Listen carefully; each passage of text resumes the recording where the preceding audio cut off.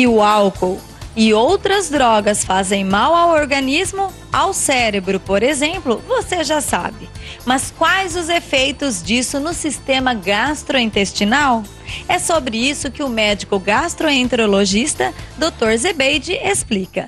E agora nós vamos entender os efeitos do álcool no organismo. Eu estou aqui com o Dr. Zebeide, ele vai nos falar um pouquinho sobre os efeitos do álcool no organismo. Doutor, o que o senhor tem a falar, tanto com as consequências quanto os efeitos?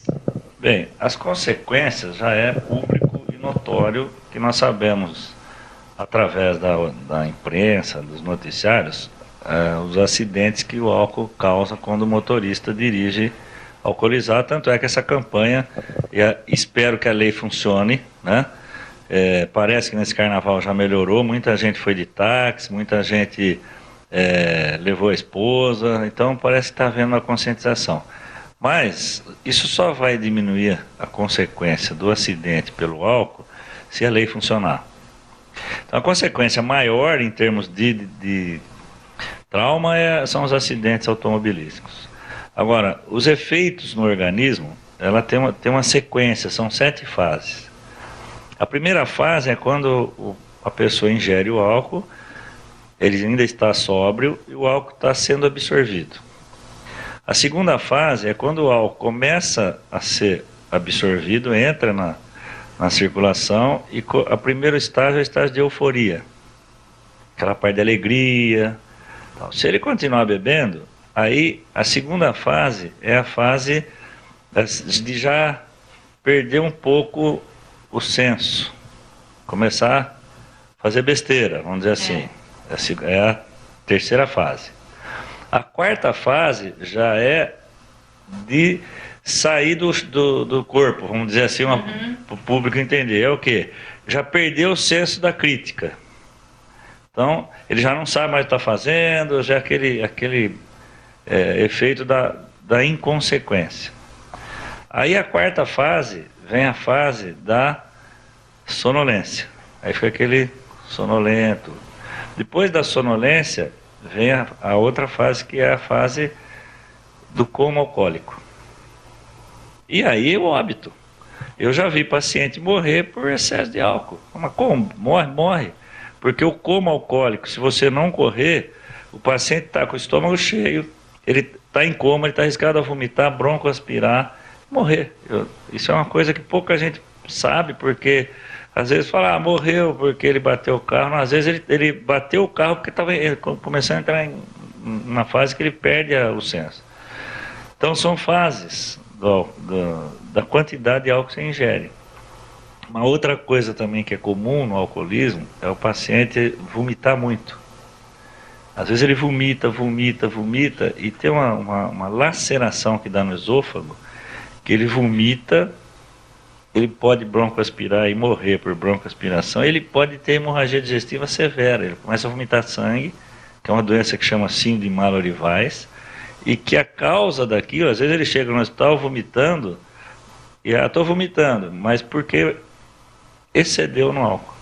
São coisas que o médico faz o diagnóstico, mas que o leigo não sabe muito disso. Ele vai falar, aí ele põe a culpa na azeitona, né? A culpa na azeitona, comer azeitona fez mal, mas não, é o álcool. Entendeu? Isso são as fases do álcool. Esses estágios que o senhor está falando, para uma pessoa que bebe pela primeira vez ou também atinge o alcoólatra? Existe o limiar de cada um. Tem pessoas que bebem um pouco e isso é mais rápido o efeito, né? Aquela história, o meu amigo bebe uma caixa de cerveja, não acontece nada, eu com 2 cervejas fico bêbado. Isso varia, depende da sensibilidade de cada um e depende da quantidade, né? Aí a tua pergunta, o alcoólatra, que é uma pessoa que já bebe todo dia e nunca fica bêbado, esse é o que se adapta. Aí essas fases também existem, se ele passar do limite dele. Existe. Só que o alcoólatra já vem um outro problema, uma outra consequência, que é o quê? São os efeitos tardios. Todo mundo sabe da cirrose hepática, né? Isso é uma coisa sabida. E agora, essa semana passada, saiu um trabalho no American Journal dizendo da relação do álcool com o câncer. Um trabalho novo, que eu li essa semana, que eles estão fazendo uns estudos, principalmente na mulher no câncer de mama e no homem no câncer de esôfago. Quer dizer, pouca gente sabe que o álcool pode ter relação com câncer. É um trabalho novo, que ainda também não podemos falar que todo mundo que bebe vai ter câncer. É a mesma escola que todo mundo que fuma vai ter câncer no pulmão, mas a chance é maior, né? Então, as consequências tardias do alcoólatra, principalmente a cirrose, isso é uma coisa importante de saber, que é saber. Todo mundo sabe que quem bebe a longo prazo tem risco de ter cirrose, né? Por quê? Porque além do efeito do álcool no fígado, quem é alcoólatra não come, então ele desnutre. A cirrose não dá só em quem bebe, a cirrose dá em quem tem hepatite, a cirrose dá na obesidade. Obesidade, às vezes a pessoa nunca bebeu e pode desenvolver uma cirrose por obesidade, uma complicação da obesidade. Então, e desnutrido também. Então, o álcool acontece isso, ele bebe, não come, o fígado sofre. Nós sabemos que o melhor é não ingerir bebidas alcoólicas, mas existe uma regra ou que as pessoas podem ficar tranquilas na ingestão do álcool? Eu acho o seguinte, é impossível você achar que não devemos ingerir bebida alcoólica, não existe. A bebida alcoólica é uma coisa que te dá prazer, você pode, num jantar, numa festa. O que tem que ser feito é isso, volante e bebida não combinam. Então a lei tem que ser severa.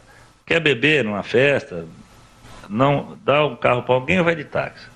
Tirando isso, eu estou na minha casa, vou receber visita, vou fazer um jantar. Você quer saber quanto que eu posso beber com segurança? A regra diz o seguinte, se for bebida destilada, uma taça.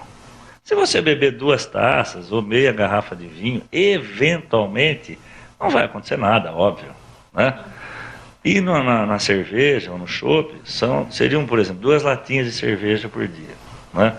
Aí não pode fazer igual o paciente que chega no fim do mês, não guardou o mês inteiro e tomou 60 latas num dia, porque eu falei que era 2 por dia.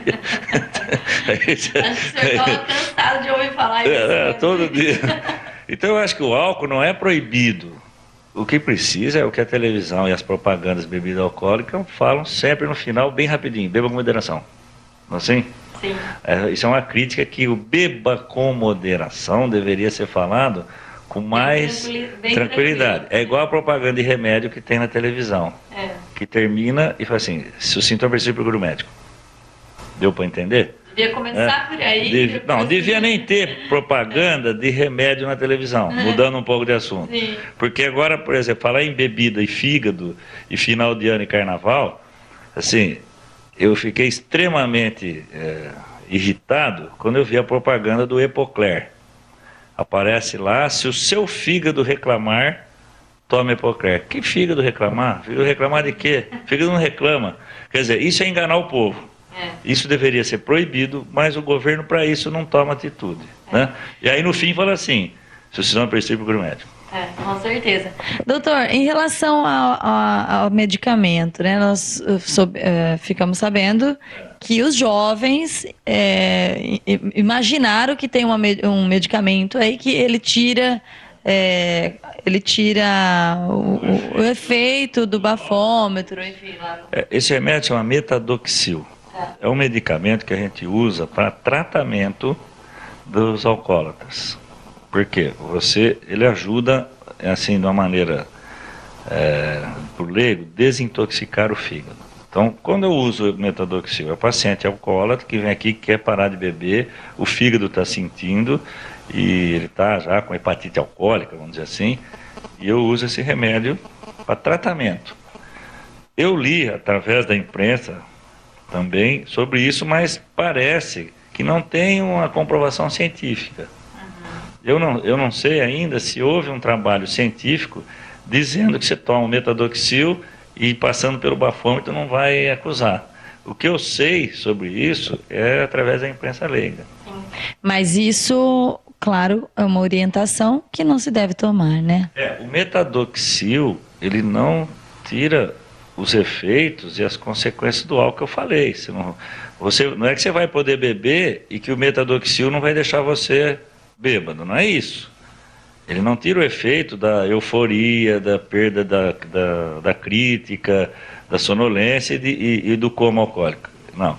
Ele tira o efeito da agressão do álcool na célula hepática. Agora, estão tentando usar isso para não ser pego no bafômetro. Isso eu não tenho ainda um trabalho científico falando isso. O Saúde Só por hoje fica por aqui. E quero fazer um convite especial a você para visitar nesta sexta-feira, dia 8, 9 e 10, a primeira feira de saúde que vai acontecer no Shopping Jaraguá. Saúde mais Jaraguá. Conto com sua presença. E lembrando que o programa vai ao ar todas as terças-feiras, às 20 horas, com reapresentação aos sábados, às 10 horas da manhã. E você, pensou na sua saúde hoje?